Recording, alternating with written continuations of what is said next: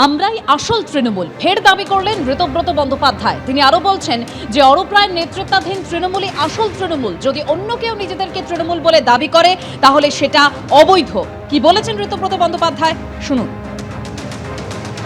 অরূপ রায়ের নেতৃত্বাধীন যে অল ইন্ডিয়া তৃণমূল কংগ্রেস, অরূপ রায় যার চেয়ারম্যান, এছাড়া অন্য কেউ যদি তৃণমূল কংগ্রেস বলে দাবি করেন সেটা অবৈধ, ইল্লিগাল। এই তৃণমূল কংগ্রেসই হচ্ছে একমাত্র, তাদের কাছেই অধিকার রয়েছে only lawful executive body.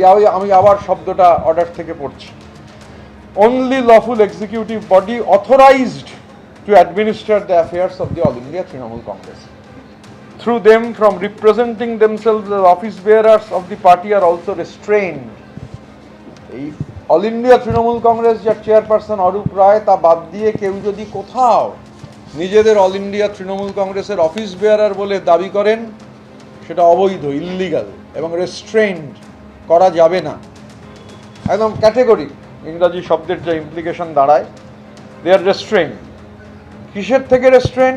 From interfering with the administration of the party.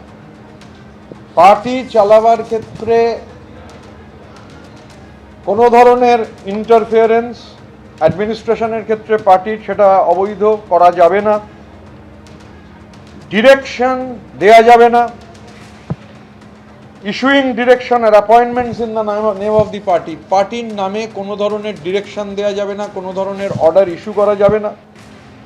পার্টির রেকর্ড, পার্টির ব্যাংক অ্যাকাউন্ট, পার্টির ফান্ড, পার্টির সম্পত্তি, এগুলো কিচ্ছু করা যাবে না।